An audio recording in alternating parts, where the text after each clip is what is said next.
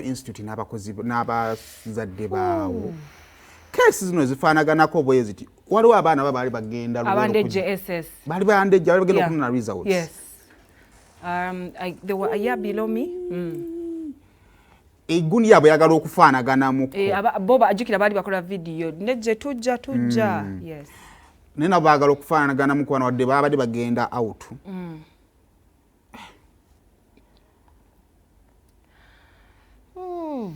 Hari wakuba emmotoka nazo zituma naye twagala okubasaasira bannaye tubasaasira wali noyinza okwevuma nga emmotoka yabaddeyo emmotoka yo oba balina emmotoka gye baasabye ne bagibawa oba oh my god sope ku mboozi eyo kwefunema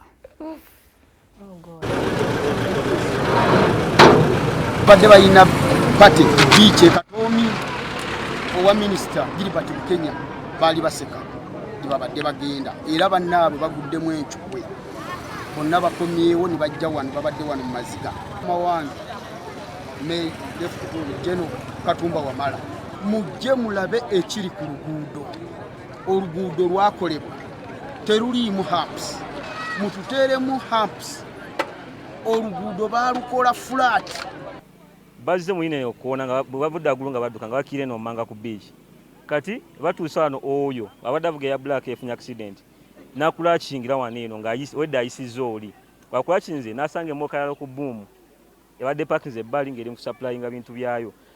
Ku lunaku olwaleero nnaku z'omwezi 13 mu mwezi ogwokuna 2024 zibadde essaawa 9 n'eddakiika 3 ez'akawungeezi era poliisi ey'Ekisubi yafunyeeyo akabenje akabaddemu emmotoka eya Toyota Remion UBH 582 S eno nga ebaddemu abaana ab'essomero ab'e Buganda Royal Institute abaana 6 era n'omugoba waayo naye abadde muyizi ow'e Buganda Royal Institute era kigambibwa nti bano babadde ku kkubo ery'e Garuga Road nga kubaddeko n'emmotoka eya drone era nga mmotoka zonna zibadde ku misinde nga zidduka eno emmotoka eyagudde mu kabenje eya Toyota Remion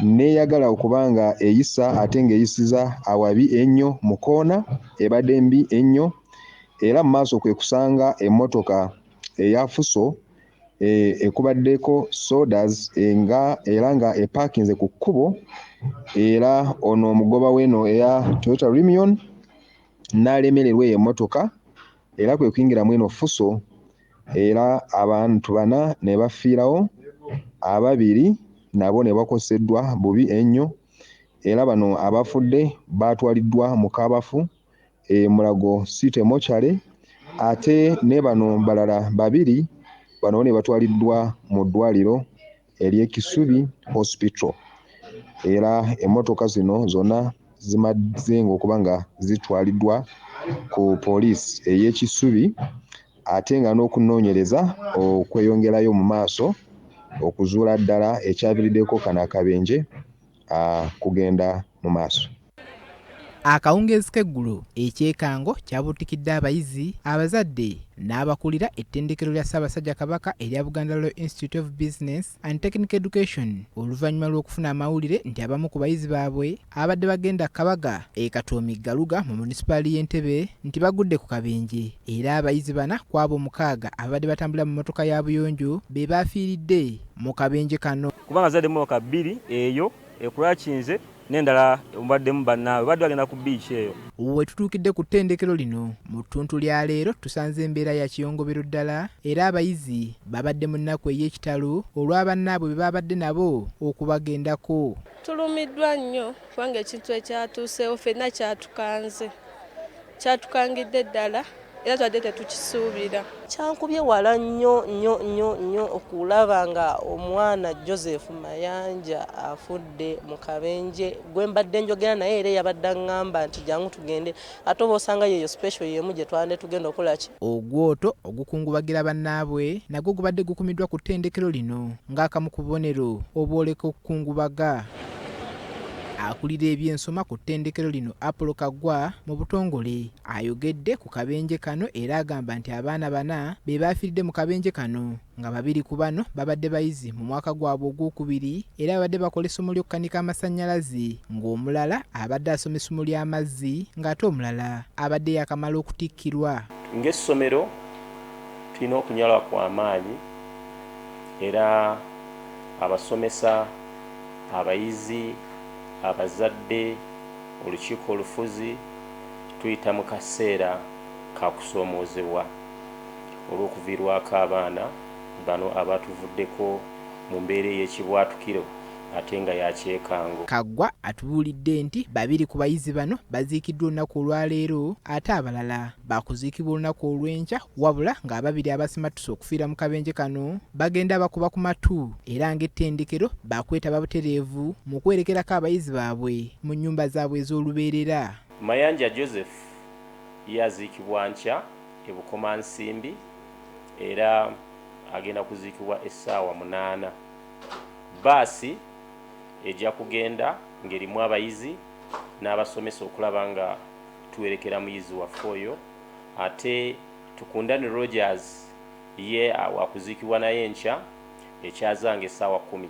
Ono bw'atyo asabye abantu bonna okubateeka mu ssaala zaabwe kubanga ettendekero bali mu kaseera akatali kangu olw'ekikangabwa ekyabatuuseeko bw'atyo n'asaba abayizi okuguma olw'ebyo ebyatuuseewo.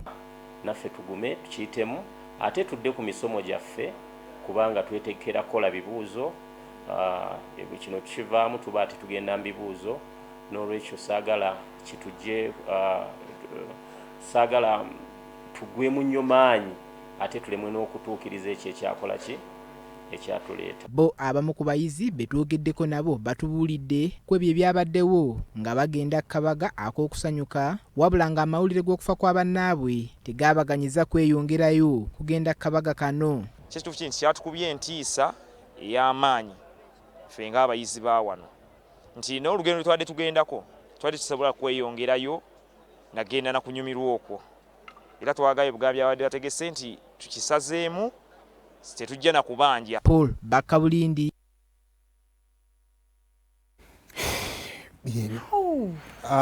Bikyajja bingi lwakuba events ezijira we ziyita tuzeerabira naye twejjukanye naddala ku mmotoka eyo.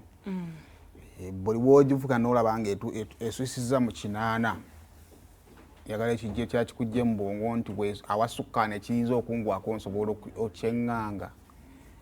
Omanyi ka speed akajjamu out of excitement mutaddeko music na biki byonna. Wadde tugenda obyoga bati bikyalina kye biyamba. Kati essaawa tebikyalina kye bitaasa. Naye kano naka speed tusiga tusaba nti olinnyako kkono okendeezaamuko. Nti abasigadde ndowooza ekyo bakirabe ng'ekyokuyiga. The excitement ebaawo, the fun ebaawo naye oh my god. Kirina omuzadde okubeera ng'atadde mu mwana ssente n'amuddukako mu ngeri efaanaganako. N'agenda kati waliwo kati ekinnuma nti waliwo gwe baaganye n'awaganya olw'okuba mikwano gye gigenda kati ng'oyo yagambye nabadde ŋŋenda ne sigenda. Kati tugenda kwetulamu katono tugenda batukomawo ne twekki. Olutambula mu ba celebrities.